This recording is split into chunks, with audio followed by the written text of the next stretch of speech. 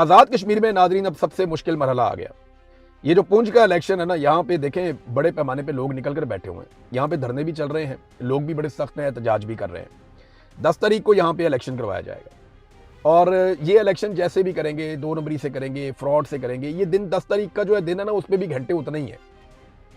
यानी 10 तारीख रात 12 बजे शुरू होगी और अगली रात 12 बजे खत्म हो जाएगी, उसके अंदर भी 24 घंटे ही हैं। वो 24 घंटे भी उसी तरह गुजर जाएंगे। हो सकता है उसमें कुछ लोग शहीद हो जाएं, हो सकता है उसमें कुछ जाने ज़ाया हो जाएं, लोग जख्मी हो जाएं, हो सकता है उस दिन जो है वो बिल्कुल लोग निकले ही ना वोट डालने के लिए, लेकिन फिर भी वो दिन गुजर जाएगा और अगले दिन आपके सामने एक नतीजा भी आ जाएगा कि जनाब ये नताइज हैं और ये पॉलिटिकल पार्टी इतनी इतनी सीटें जीत गई हैं। मैंने आपसे कहा था ना कि ब्रिगेडियर फाइक को नवाज शरीफ से इश्क है और वो नवाज शरीफ को हुकूमत बनाकर देगा। बहुत लोग ये कहते थे शायद पीपल्स पार्टी को बनाकर देगा, मुझे लगता था नवाज शरीफ को बनाकर देगा।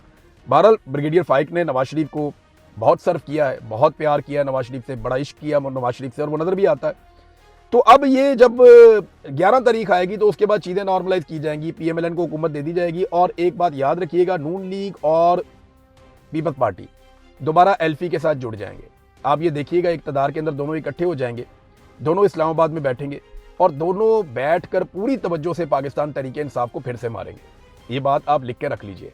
नून लीग और पीपल्स पार्टी दोनों मिलकर पाकिस्तान तहरीक इंसाफ को दोबारा मारेंगे, तसल्ली से मारेंगे।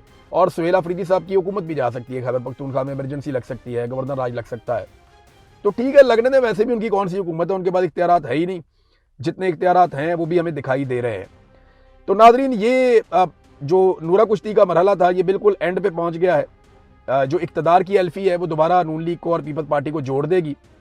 इस मरहले के बाद पीपल्स पार्टी के पास गिलगित बल्तिस्तान में और नून लीग के पास आज़ाद कश्मीर में हुकूमत आ चुकी है। और एक और चीज़ भी होने जा रही है, याद रखिएगा, एक सजेशन ये भी है कि आने वाले दिनों में खैबर पख्तूनख्वा और बलूचिस्तान दोनों में इमरजेंसी नाफिज कर दी जाए और दोनों की हुकूमतें ख़त्म कर दी जाए ताकि बैलेंस किया जा सके। जी बहुत ख़तरनाक लड़ाई चल रही है तो हमने ये कर दिया। ये एक तजवीज़ है जिस पे एक बहस भी हुई है। दूसरा, आपको पता है नए सूबे इन्होंने बनाने हैं और बहुत सारे सूबे बनाने हैं। पंजाब को कई हिस्सों में डिवाइड करना है, सिंध को कई हिस्सों में डिवाइड करना है। ये होना चाहिए, मैं आपको फिर कह रहा हूँ, ये होना चाहिए। रवायती सियासी खानदान इस बात के खिलाफ है, लेकिन ये होना चाहिए। जितने ज़्यादा सूबे इंतजामी यूनिट छोटे छोटे बनेंगे उतना ज़्यादा परफॉर्मेंस का मुकाबला होगा और उतनी ज़्यादा पॉलिटिकल पार्टी को मौका मिलेगा, उतना ज़्यादा इक़्तिदार नीचे तक मुंतकिल होगा। लेकिन ये सारा कुछ पाकिस्तान के अवामी मुंतखब नुमाइंदों को करना चाहिए। आसिम मुनीर साहब को या उनके ब्यूरोक्रेट्स को या एक मोहसिन नकवी जैसे आदमी को जिसका सियासत में कोई स्टेक नहीं है, ऐसे लोगों को हक नहीं पहुंचता कि वो पाकिस्तानियों का फैसला करें जिन्होंने कभी वोट ही नहीं लिया। तो ये जिन लोगों को लोग वोट डालते हैं वो लोग ये फैसला करें। आप एक नया इलेक्शन करवा दें पाकिस्तान में, जो भी हुकूमत बने बैठ के बात करें, नए सूबे बनाएं, ज़्यादा सारे सूबे बनाएं और कोशिश करें। अगर सूबे बन जाते हैं और सारी पॉलिटिकल पार्टीज आज भी बैठ जाती हैं, ऑल पार्टीज कॉन्फ्रेंस आप करवा लें। एक रेफरेंडम का भी कहा जाता है कि ना, रेफरेंडम का एक ऑप्शन है, बहुत जगह पे बड़े अरसे से डिस्कस हो रहा है कि रेफरेंडम करवा देंगे पाकिस्तान में कि नए सूबे बनने चाहिए नहीं बनने चाहिए। मैं आपको ये लिख के देता हूँ कि पाकिस्तानी ये चाहेंगे कि नए सूबे बनने चाहिए, ज़्यादा सूबे बनने चाहिए, क्योंकि इससे पाकिस्तानियों के मसाइल हल होंगे। बहुत सारे सहाफ़ी हैं जिनसे मेरी बात हुई, वो चाहते हैं कि नए सूबे बने, लेकिन ये इस बुनियाद पे ना बने कि फौज ने कंट्रोल अपना कितना बेहतर करना है, इस बुनियाद पे ना बने कि हम कैसे लोगों के ऊपर रूल करेंगे, इस बुनियाद पे बने कि इंतजामी मामलात कैसे ठीक होंगे, इस बुनियाद पे बने कि लोगों के मसाइल कैसे हल होंगे। तो वो सबसे बेहतर है। नाज़रीन, जाते जाते खबर मैं आपको देता हूँ, ये जस्टिस मुसर्रत हलाली साहिबा सुप्रीम कोर्ट से रिटायर हो गई। ये 11 साल रही हैं पेशावर हाई कोर्ट में, चीफ जस्टिस भी रही। उसके बाद सुप्रीम कोर्ट में इन्होंने 3 साल गुजारे, यानी लंबा इनका एक टन्योर है। उसके बाद अब ये रिटायर हो गई, लेकिन जुडिशरी के दामन पे एक काले धब्बे की तरह रही। इनके 3 फैसले तारीख हमेशा याद रखेगी। वैसे तो इन्होंने हमेशा एस्टेब्लिशमेंट की B टीम का काम किया। एक इनका फैसला था जिसमें इन्होंने बल्ले का निशान छीन लिया था कादी फायद ईसा के साथ मिलकर। दूसरा इनका एक फैसला याद रखा जाएगा कि सिविलियंस का फौजी अदालतों में ट्रायल होना चाहिए, ये इसके हक में थी। और तीसरा इनका ये फैसला याद रखा जाएगा कि मखसूस नशिस्तें अवाम ने जिसको वोट दिया उनसे छीन कर माले गनीमत की तरह इन्होंने दूसरी पॉलिटिकल पार्टीज में बांट दी। ये 3 फैसले स्याह धब्बे की तरह इनके दामन पे रहेंगे और अदलिया के ऊपर जो काले धब्बे लगे हैं उनमें से एक धब्बे का नाम मुसर्रत हलाली साहिबा था, मादरत के साथ, और ये इसी नाम के साथ रिटायर हो गई। कादी फायद ईसा की तरह ये भी तारीख में कहीं गुम हो जाएंगी, लेकिन लोग इनको हमेशा उन किरदारों की तरह याद रखेंगे जिन्होंने पाकिस्तान की अदलिया को बर्बाद करने में अपना किरदार अदा किया। अब इनसे जब पूछा गया कि आपको क्या लगता है कि आपने कोई अच्छे फैसले दिए हैं, तो इन्होंने 2 फैसले बताए अपनी ज़िंदगी के, 14 साल के करियर में 2 फैसले। एक इन्होंने कहा जी तनसीखे निसा को खुला में तब्दील करने का फैसला, और एक इन्होंने कहा जी कोई बंदा बेगुनाह जेल काट रहा था 16 साल से, मैंने उसको रिहा करवा के हरजाना अदा करवाया था। आप अंदाज़ा करें 14 साल एक खातून जज रही, उसने कोई ऐसा कौमी नौयत का फैसला नहीं दिया जिस पे आज वो फ़ख्र कर सकती हों। अगर ये 2 मिसालें हैं उनके पास, तो हमारे पास 10 ऐसी मिसालें हैं जहाँ पे उन्होंने जुल्म किया और वो जुल्म का हिस्सा बनी। तो ये एक पुर्जा था एस्टेब्लिशमेंट का अदलिया में, आज रिटायर हो गया, एस्टेब्लिशमेंट इनकी जगह पे एक नया पुर्जा ला के बैठा देगी। तो एस्टेब्लिशमेंट को तो फ़र्क नहीं पड़ेगा, लेकिन इनकी लेगेसी क्या है? क्या इनके बच्चे कल को बताएंगे जाके खुलकर, मैं जस्टिस मुसर्रत हलाली का बेटा हूँ या नवासा हूँ या पोता हूँ? आप देखिएगा इनका बड़ा शुगल लगेगा पाकिस्तान की तारीख में, और तारीख इनको हमेशा उन किरदारों के तौर पे याद रखेगी जिन्हें मीर जाफर और मीर सादक कहते हैं। आज़ाद कश्मीर में नाजरीन अब सबसे मुश्किल मरहला आ गया।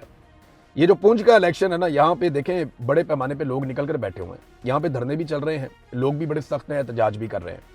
10 तारीख को यहाँ पे इलेक्शन करवाया जाएगा, और ये इलेक्शन जैसे भी करेंगे, 2 नंबरी से करेंगे, फ्रॉड से करेंगे। ये दिन 10 तारीख का जो है दिन है ना, उस पर भी घंटे उतना ही है।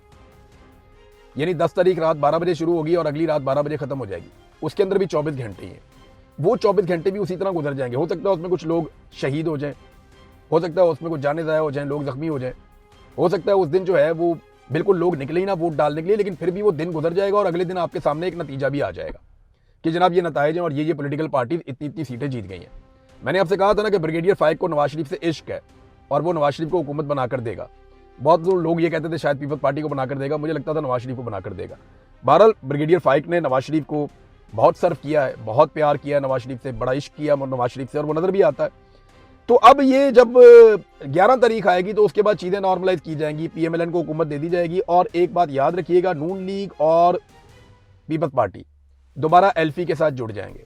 आप ये देखिएगा इक़्तिदार के अंदर दोनों इकट्ठे हो जाएंगे, दोनों इस्लामाबाद में बैठेंगे और दोनों बैठकर पूरी तवज्जो से पाकिस्तान तहरीक इंसाफ को फिर से मारेंगे। ये बात आप लिख के रख लीजिए। नून लीग और पीपल्स पार्टी दोनों मिलकर पाकिस्तान तहरीक इंसाफ को दोबारा मारेंगे, तसल्ली से मारेंगे। और सुहेल अफरीदी साहब की हुकूमत भी जा सकती है, खैबर पख्तूनख्वा में इमरजेंसी लग सकती है, गवर्नर राज लग सकता है। तो ठीक है, लगने दें, वैसे भी उनकी कौन सी हुकूमत है, उनके पास इख्तियारात है ही नहीं, जितने इख्तियारात हैं वो भी हमें दिखाई दे रहे हैं। तो नाजरीन, ये जो नूरा कुश्ती का मरहला था ये बिल्कुल एंड पे पहुंच गया है। जो इख्तिदार की एल्फी है वो दोबारा नून लीग को और पीपल्स पार्टी को जोड़ देगी। इस मरहले के बाद पीपल्स पार्टी के पास गिलगित बल्तिस्तान में और नून लीग के पास आज़ाद कश्मीर में हुकूमत आ चुकी है। और एक और चीज़ भी होने जा रही है, याद रखिएगा, एक सजेशन ये भी है कि आने वाले दिनों में खैबर पख्तूनख्वा और बलूचिस्तान दोनों में इमरजेंसी नाफिज कर दी जाए और दोनों की हुकूमतें ख़त्म कर दी जाएँ, ताकि बैलेंस किया जा सके। जी बहुत ख़तरनाक लड़ाई चल रही है तो हमने ये कर दिया। ये एक तजवीज़ है जिस पे एक बहस भी हुई है। दूसरा, आपको पता है नए सूबे इन्होंने बनाने हैं और बहुत सारे सूबे बनाने हैं। पंजाब को कई हिस्सों में डिवाइड करना है, सिंध को कई हिस्सों में डिवाइड करना है। ये होना चाहिए, मैं आपको फिर कह रहा हूँ, ये होना चाहिए। रवायती सियासी खानदान इस बात के खिलाफ है, लेकिन ये होना चाहिए। जितने ज़्यादा सूबे इंतजामी यूनिट छोटे छोटे बनेंगे उतना ज़्यादा परफॉर्मेंस का मुकाबला होगा और उतनी ज़्यादा पॉलिटिकल पार्टीज को मौका मिलेगा, उतना ज़्यादा इक़्तिदार नीचे तक मुंतकिल होगा। लेकिन ये सारा कुछ पाकिस्तान के अवामी मुंतखब नुमाइंदों को करना चाहिए। आसिम मुनीर साहब को या उनके ब्यूरोक्रेट्स को या एक मोहसिन नकवी जैसे आदमी को जिसका सियासत में कोई स्टेक नहीं है, ऐसे लोगों को हक नहीं पहुंचता कि वो पाकिस्तानियों का फैसला करें जिन्होंने कभी वोट ही नहीं लिया।